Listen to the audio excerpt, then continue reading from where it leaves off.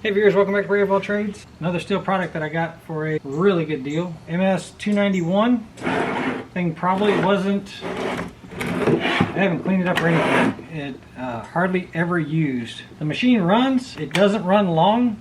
The guy I bought it from knows a lot about these things, and you know, he just didn't feel like messing with it.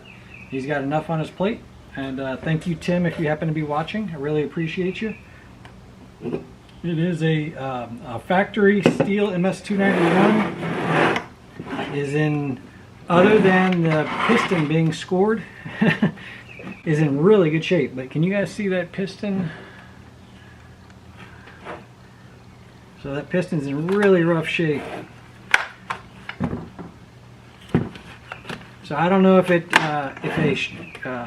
straight gassed it or ran it with a dull chain or just ran the snot out of it, what happened, but basically the exhaust side of that piston is really scored up. So I looked to see what else I needed for this thing, because it had a nice 20-inch bar for it. The plastics were in good shape. It was missing an exhaust gasket. No big deal, I already picked one of those up. And then I picked up a Little Red Barn 47mm pop-up style piston, just to get a little bit higher compression on them. Let's clean some of this stuff out of my way. Let's get into this thing. This is the style of motor that the motor itself comes out. So we're going to be disassembling quite a bit on this saw.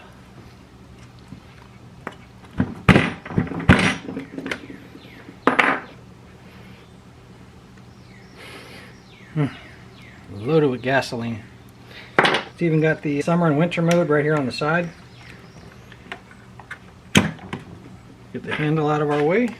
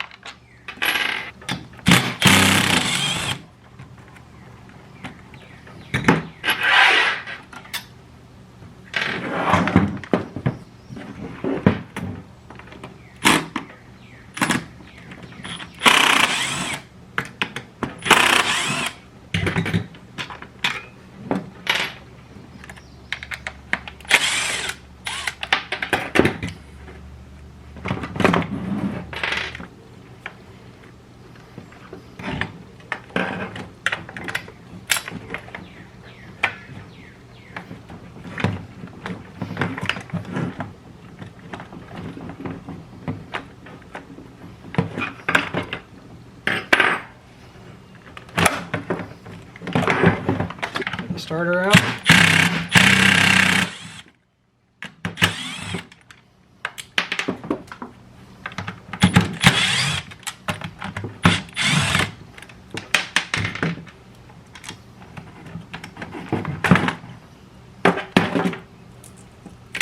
I'm gonna get that bolt before I forget it. Pretty sure I can leave the handle on. I should be able to reach most of it once I get this gas tank out the way. Let's get the handle off so I can get the throttle rod out.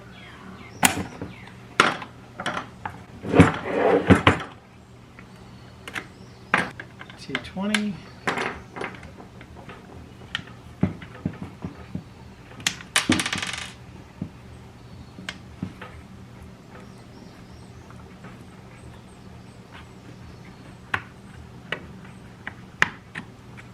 Get the brake band off of here.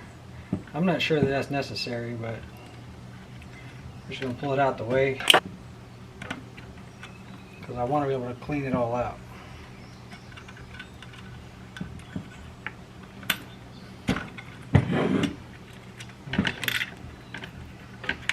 Pull that out, just twist it out the way. This one bushing seems to be holding up. Let's pull that bushing out.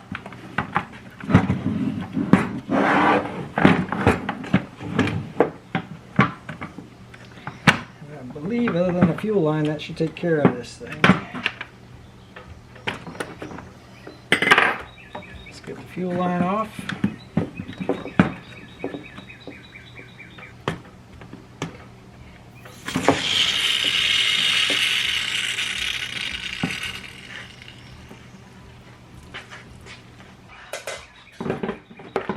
Still had some fuel in it. I swear when I looked at it, it was empty. Oh well. We're gonna have to pull out the flywheel. All right, so this side comes off the normal counterclockwise rotation.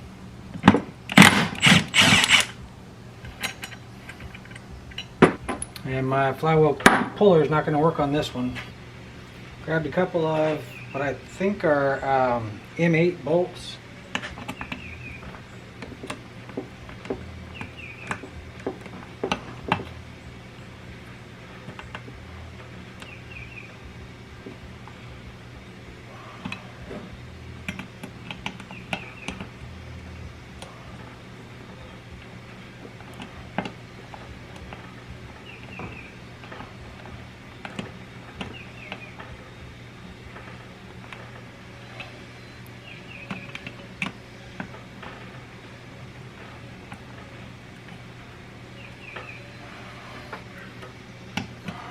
Get those nice and snug.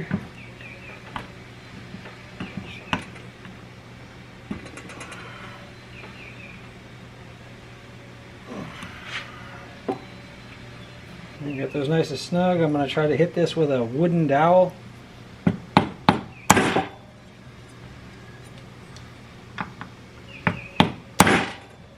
Let's try to tighten it up a little bit more.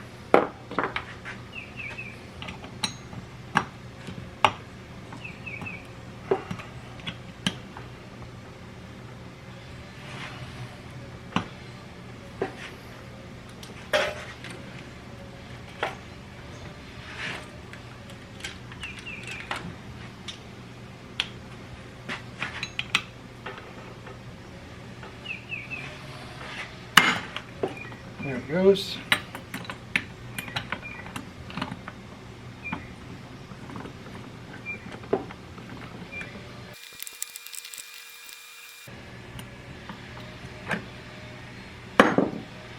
Okay, so there's nothing stopping this side of the motor from coming up. Let's get the intake boot loosened up off of here.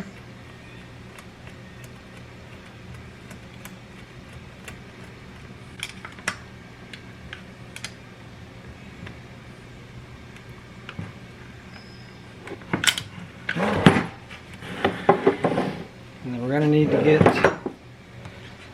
this side loosened up as well.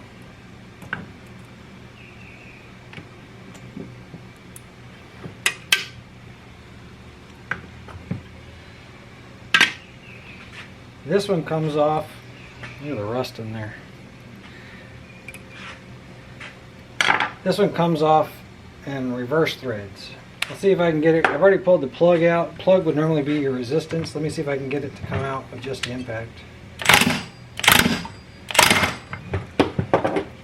Nope, I need to put the plug back in.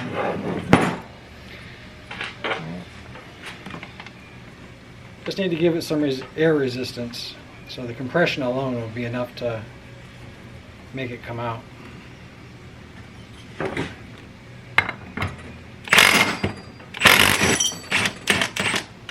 There you have it.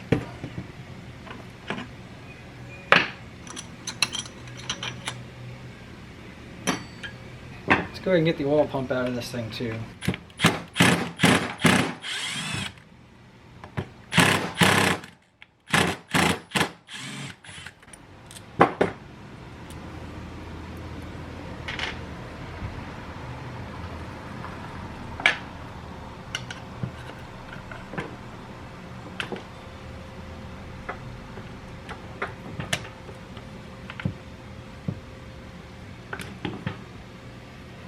Alright, I believe I've got it apart enough that I can get it out of here. Just so you know, you don't necessarily have to take all that apart.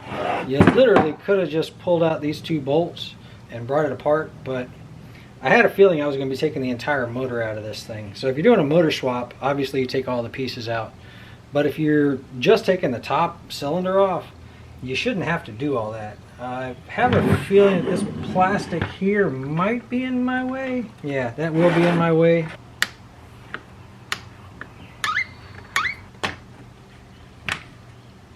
I don't know if this impact is strong enough. Let's find out. No.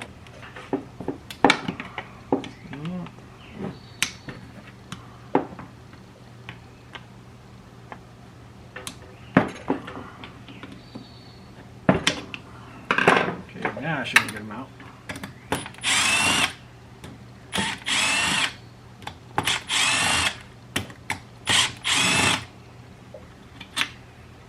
These would be considered your, these would be the same as your cylinder bolts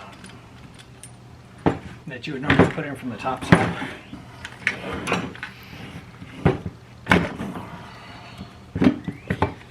Looks like it took a crankshaft up with it through the top. Let's try to get that out of there.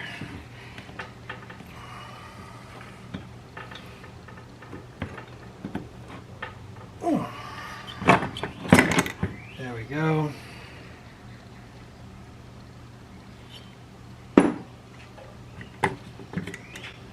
Oh yeah. So there's all the scoring. So the rings are still moving. This is why it was still running. But look at the quantity of fuel. That right there tells you it was definitely not long for this world. This old one didn't have the pop-up style piston, but the new one does. Well, let's see what we have.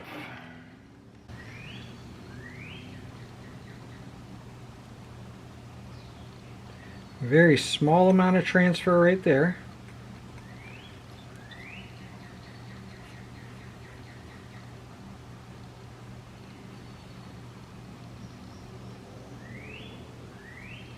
Yeah, literally just a very small amount of transfer right there. Otherwise, yeah, it's a good cylinder.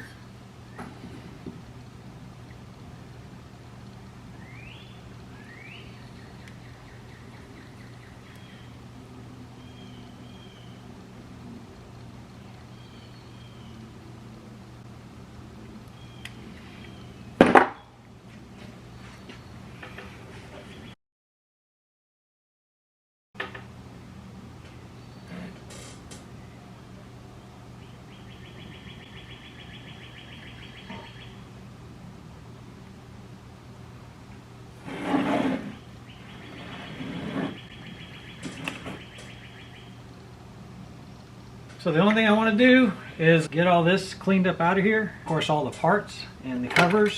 And I would like to order some new seals, just because it would be silly for me to take this thing completely apart and not replace these two seals. So everything else looks good. This bearing here for the clutch is in terrible condition. It's all rusted up. I'm going to use some muriatic acid to get rid of the transfer. I don't even know if I have to do that, to be honest with you. I think I might just be able to get away with just cleaning it up with a Scotch pad, or maybe even some really fine emery cloth, and get this cleaned down. Yeah, this cylinder was made in July of 22. So this saw has like no runtime on it. Well, it can have runtime, but it's not very old. Alright, well, let me get some seals ordered, get this stuff cleaned up, and I'll bring you guys right back. So I did a little bit of cleaning up. As you can see, actually I used a power washer to get most of this off, a low pressure power washer. Scraped out all the old gasket, got all that cleaned up. Polished up the inside of the cylinder, looks a lot better. Used some emery cloth, some really fine grain emery cloth, fine grit. Cleaned up my exhaust area a little bit, cleaned up the intake area a little bit. Not a porting job by any means, but just cleaned it up. I ordered in some parts. So I've got new seals, I got a new clutch bearing, and it came with a new plate, and it came with a new clutch. I'm not sure if I'm going to use it yet or not. I definitely will keep the factory one. At least this one doesn't have rust and stuff on it. Let's go ahead and get the seals put on, and then we'll put this piston and rings on. At that point, we will put some gasket sealer on there and put this thing back together, or start putting it back together anyway.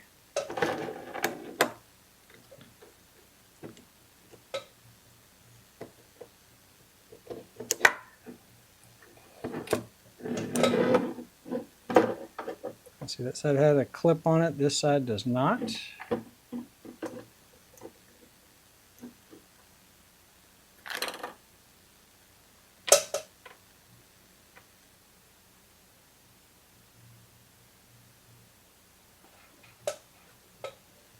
Yep, look pretty close.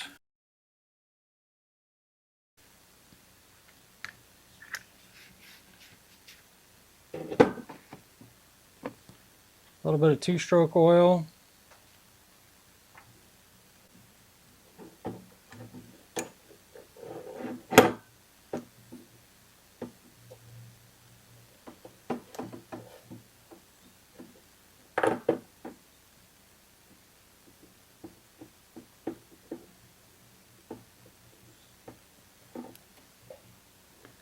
on that side and this one on this side.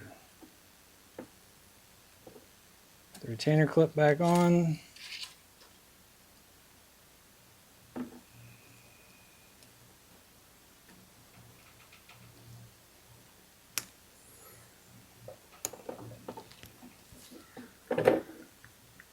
All right, let's get this wrist pin retainer clip out.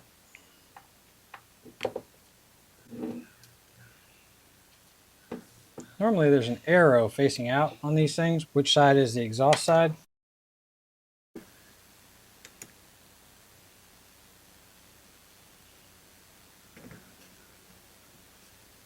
I'm not seeing one on this. The clutch side over here, the flywheel side is over here. You can tell because this side has the taper. That would go on there just like that. But it sits in here like this. This side is my exhaust side. It faces forward. So let's put a quick mark on there. And we know that that's my arrow side.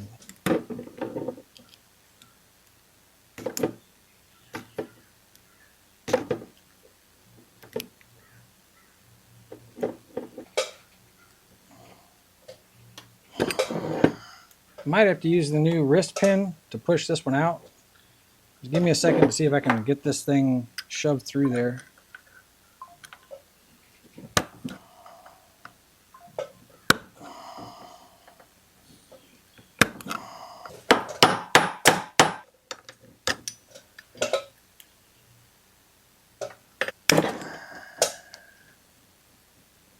Also, this tool right here that I made, took a nut driver, an 8mm nut driver 6-point, and I ground it down until it could fit inside the space to take the carburetor off. I had to find something, make something small enough to reach down inside there. It also doubles as a hammer. Let me grab a punch. Let's see if we can get that out of there.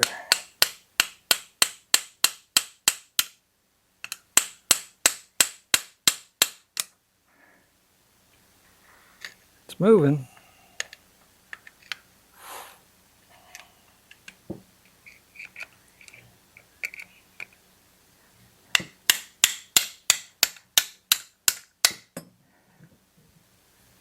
There we go. My wrist pin bearing.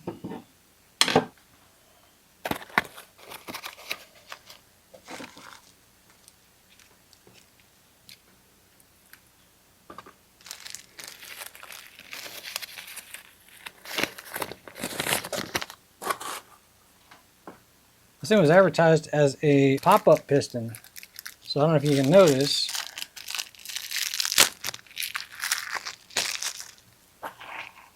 The top of the piston has a lip over the top of it, where the old one didn't have that. So this is some sort of new design that's supposed to give it higher compression. And my new wrist pin, new keepers. Let's go ahead and get one of these installed real fast. I like to install them so that the opening is facing straight up. Set one spot in the groove right there, and the other one I just twist into place. All right, once it snaps in, then I rotate it until it's in place. Like I said, the opening's at the top. Because we were smart enough to mark it, this right here is my mark side. So that is going to be my exhaust side of the piston. So it's going to go in there just like that. Okay, I need to put in my wrist pin bearing. I thought it came with one, but it did not.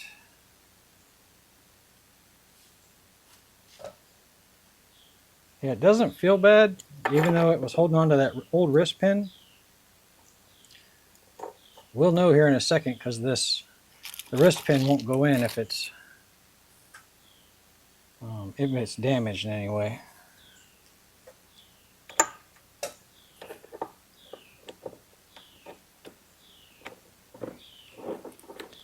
Oh yeah, it slides right in.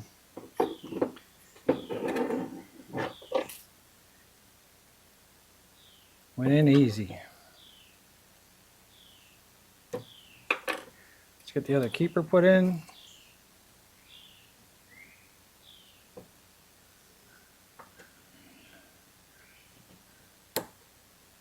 Okay, that one's in. Let's get it rotated into place.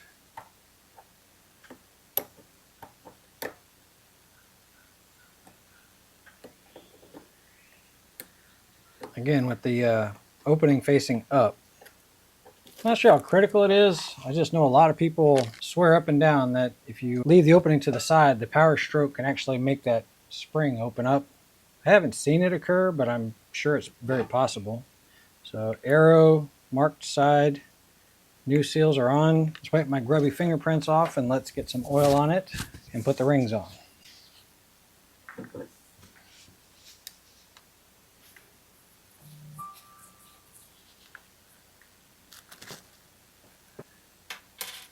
So the rings, I don't know if you can see them, there's an opening on the rings. So basically the top of this ring is wider than the bottom. So that matches up with these locator pins right here. So the bottom of the ring is going to be the long part. The top is going to be where that locator pin is. And I'm going to be lining those up. So let's just get a little bit of oil on the top of the piston.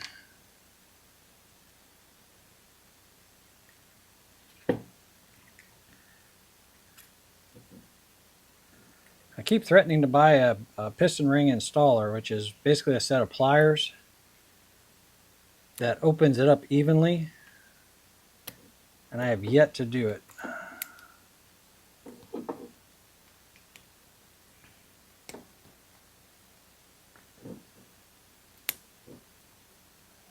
So when it compresses, it should go in just like that.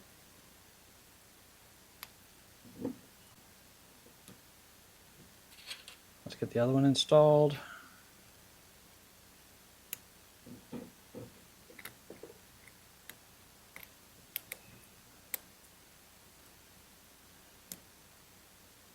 Yep, there we go, just like that. Okay, normally on a cylinder that is flat, you would use a piston ring compressor to grab the rings and just squeeze everything together. So you could squeeze it and it would pull all the rings together, and then you could slide the piston right on the top. This one does not have that luxury. I can't get the ring compressor down inside there, but it does have a tapered edge to it. So all I'm going to do is set my rings in the about position that I want. I'm going to lubricate the cylinder, and I'm going to install it kind of twisting it back and forth a little bit to get those rings to make sure that they line up properly. Just lubing up the whole cylinder.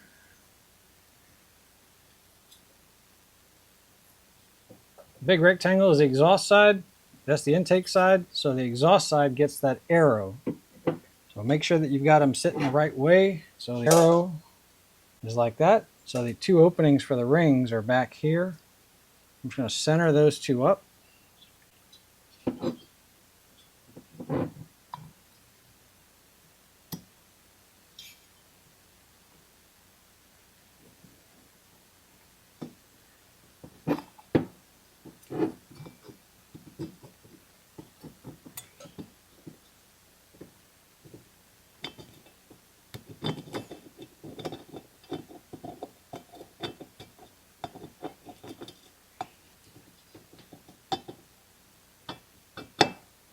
Goes in a lot like that.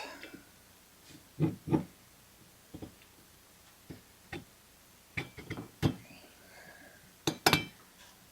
right. So before I get too far, I need to seal up this edge. We'll set this down. I'll seal up the bottom edge, and then we're going to put it together. Make sure you have fuel resistant sealer. This is 1184. I love this stuff.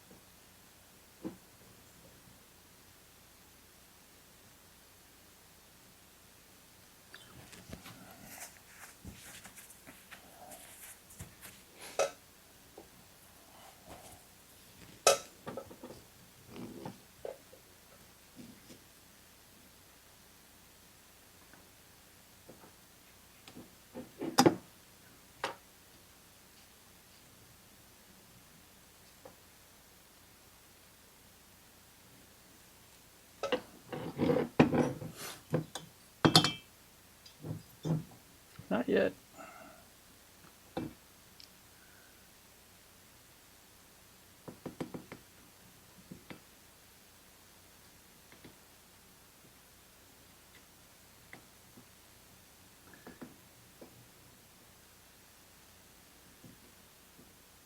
I'm making a mess. Okay, get all that out of there. It's very humid today, so it's already starting to tack up a little bit. So I'll go ahead and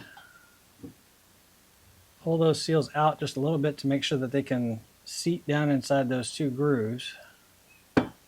You'll see what I mean. There's some shoulders on there, right?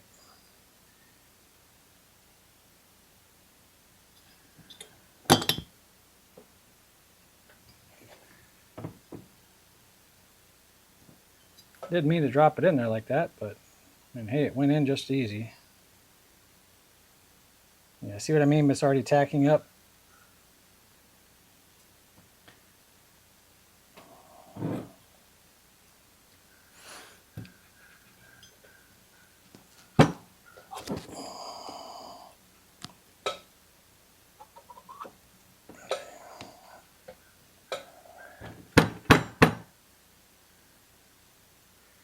And then I like to take and push the seals in where they belong. And clean up this giant mess I just made. I want to say Stihl recommends an extremely thin bead of their red sealant, a lot less than what I've got right here, and it came out of the tube a little faster than I thought. So I tried to catch the excess from the edges here, try to keep it from going down into the cylinder. Let's go ahead and get this thing dropped into place.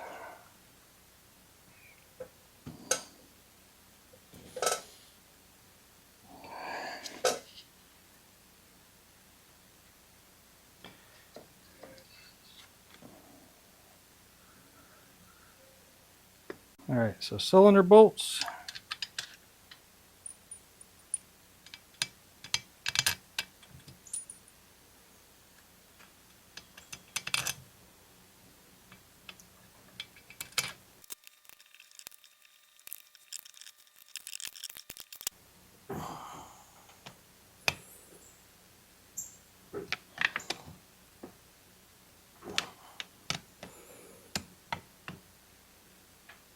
Let's get the oil pump put back on.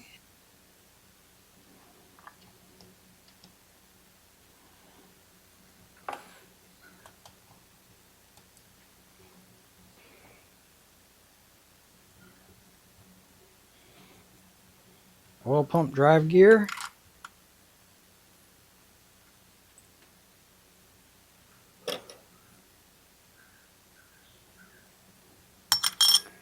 Give me a brand new one of those. Put the clutch on. Let's put a spark plug in to have compression.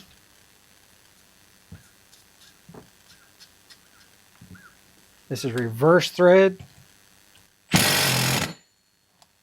Got a brand new clutch drum bearing. This is really what I was after when I bought the new clutch. Came as a kit, aftermarket.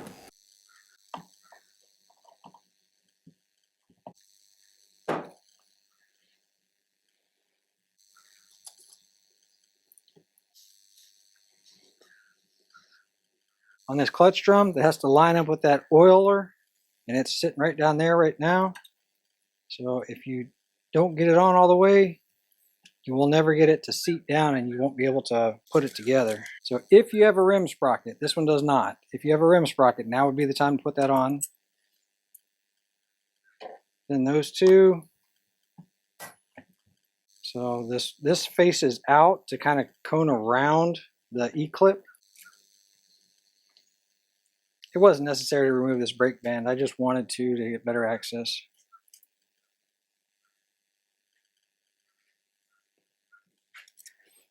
Drop that brake band up in that holder there at that angle and then rotate it over.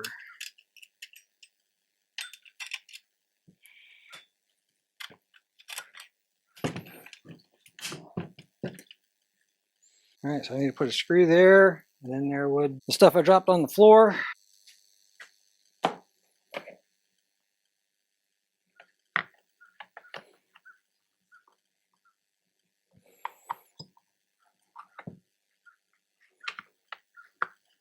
guess this one doesn't have a plate to go over the top of this.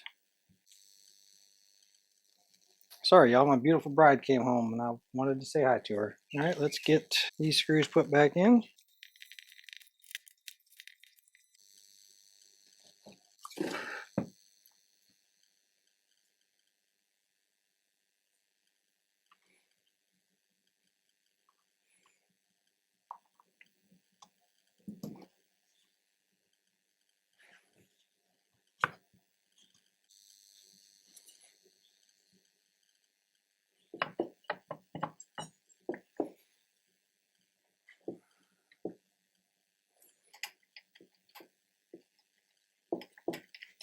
Flywheel put back on.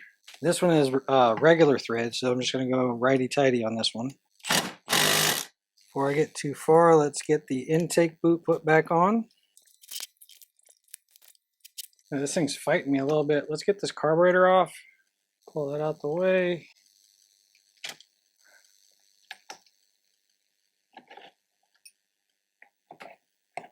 I think it would have been easier if the boot was put on the cylinder while it was still off. Yeah, so lesson learned. That boot I should have put on before mounting that cylinder. It would have made it a lot easier.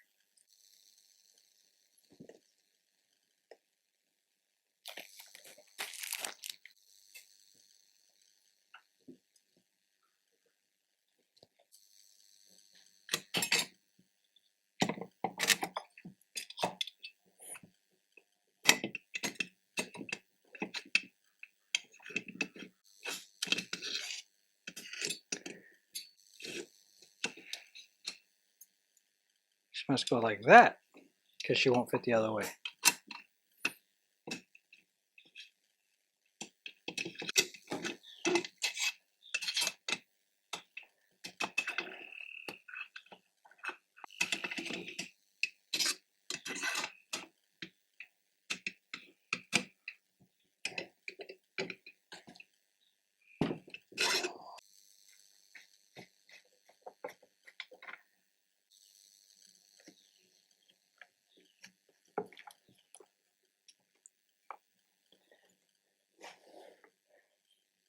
See, it fits into the coil wire on the inside, fits into a groove on this side.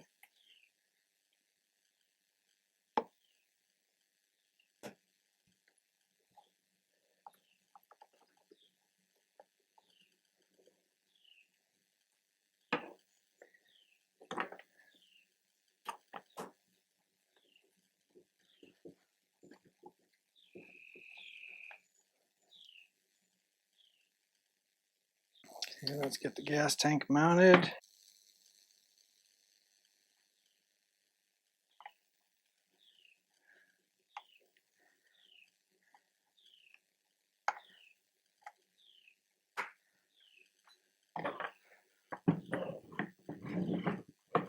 Going to feed this spring up through this hole right here.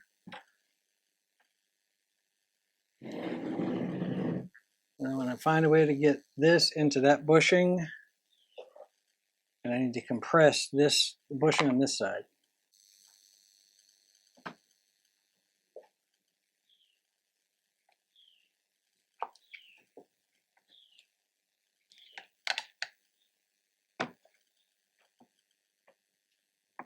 A little plastic screw on this side.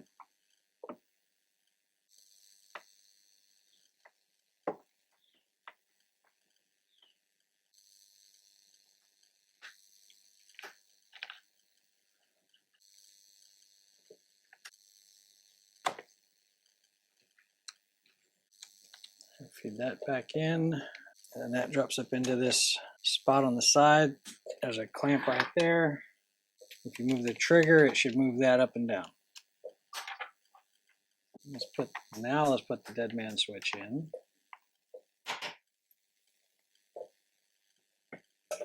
And put the handle on.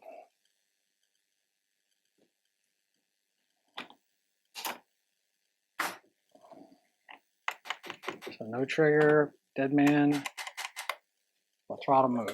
All right, there's my fuel line, here's my impulse line. Make sure all those are clear.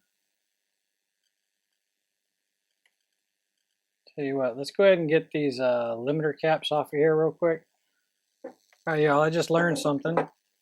So I tried drilling out this and I ended up with a giant mess on my hands, so don't do that.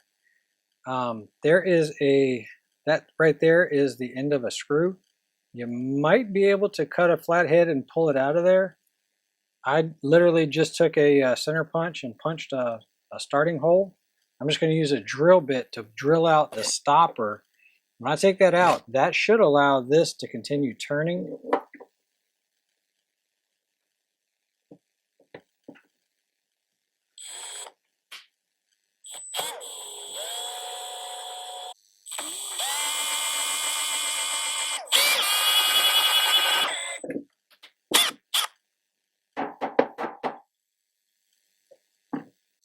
All right, now that that metal is gone, I think I should be able to adjust this all the way around now.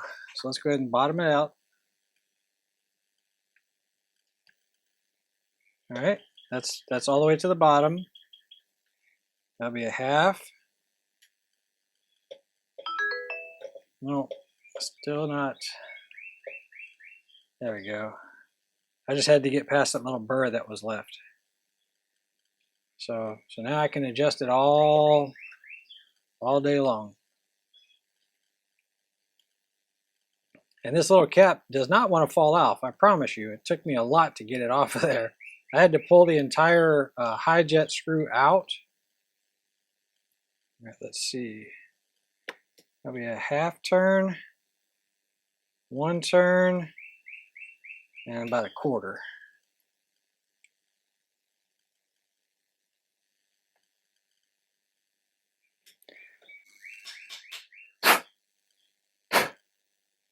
Don't do my mistake.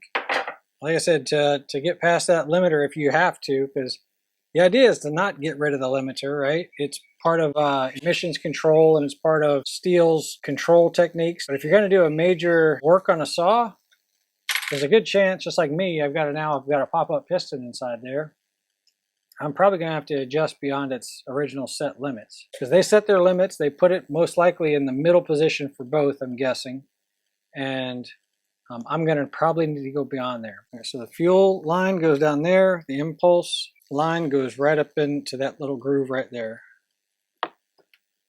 Make sure your fuel line lines up. That's the only one you really have control over. Okay. Let's put this, I don't even know what to call this thing. It's not an intake manifold. It's not really a filter holder. Carb mount maybe?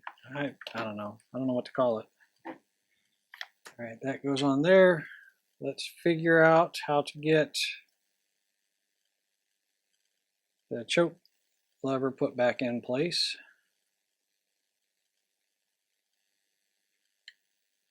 So it might do something like that.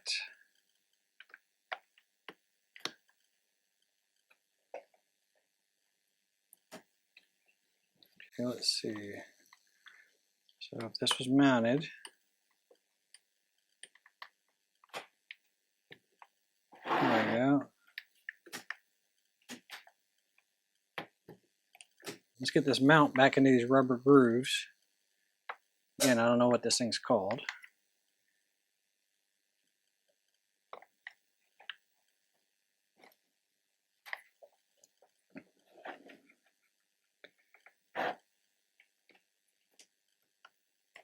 If I had to guess, I'd say that these things here are some sort of vibration something, but what would you call this? It's not really the air filter holder, because that's the outside part I took off.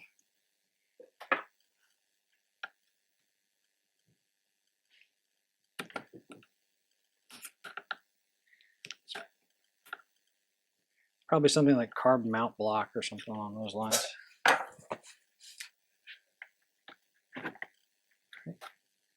Goes on there, and then this, like I mentioned, I've got two 8mm nuts that are inside there right now.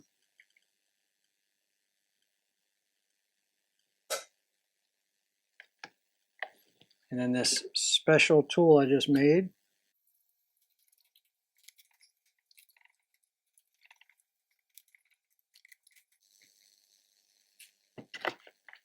The filter goes on like that.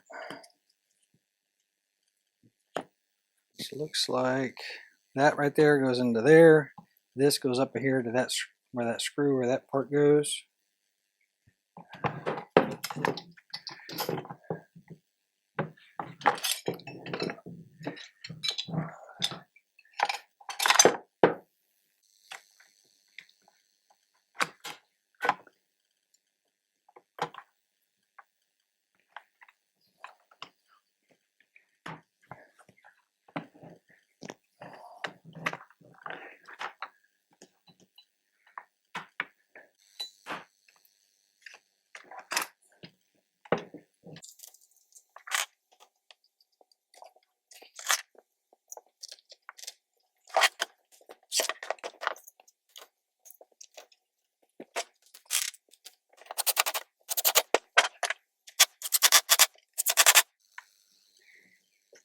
Chain catch.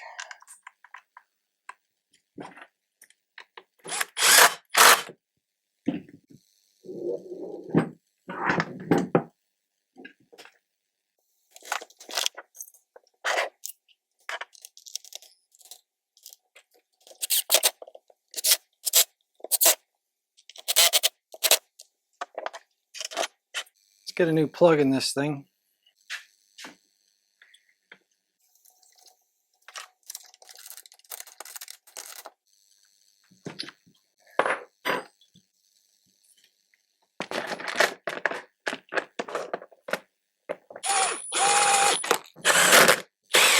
Put a bar and chain on this thing. Let's make sure that the oiler passage is clear.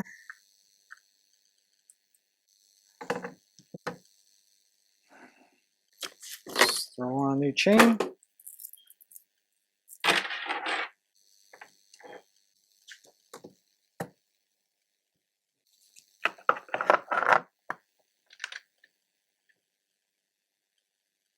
I need to go find another bar nut because looks like I'm missing one.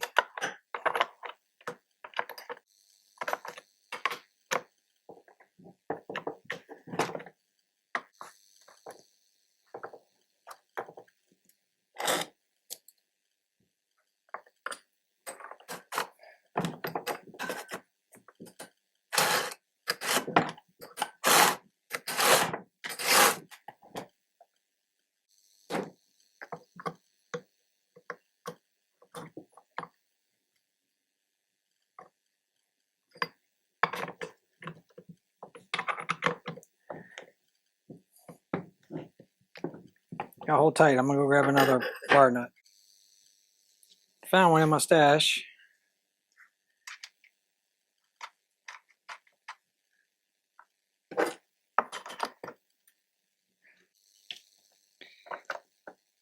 Still half full of oil. And the gas is empty now that I've spilled it all over myself.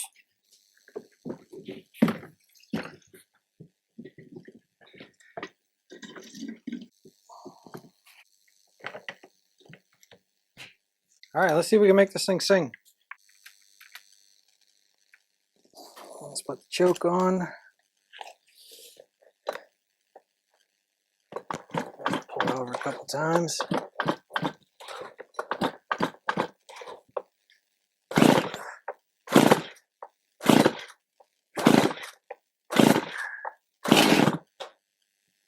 All right, one time.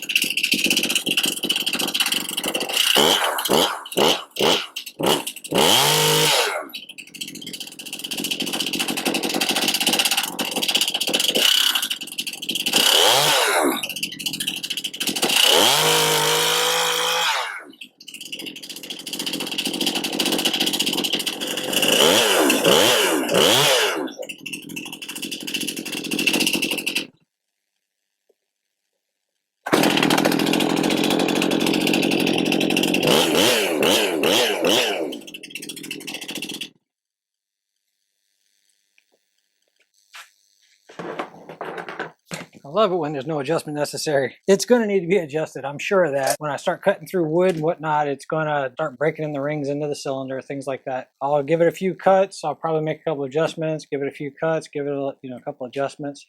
And what I'm listening for is good idle speed like you just saw, a fast throttle response. And when I'm wide open throttle and I don't have pressure down on the saw, like it's not cutting, basically it's just kind of floating there, I want it to have a burble sound, a four-stroking sound. So you can kind of, I've done lots of videos on it. Feel free to check out any of them. But I'm going to keep raising up the saw, listen for the four-stroking sound, then go back into the saw and listen for that four-stroking to clear up. But it's going to keep changing on me as I'm cutting while this is breaking in. So I'm going to take probably about 2 tanks worth. Anyway, yeah, I'm super happy. MS291 with new rings and a new piston. Nice saw, very lightweight, very easy to use, not a lot of runtime. And I'm looking forward to adding it to my collection. Hope you guys got something out of the video. Really appreciate you hanging out. Thanks for learning with me. And I'll catch you guys on the next one.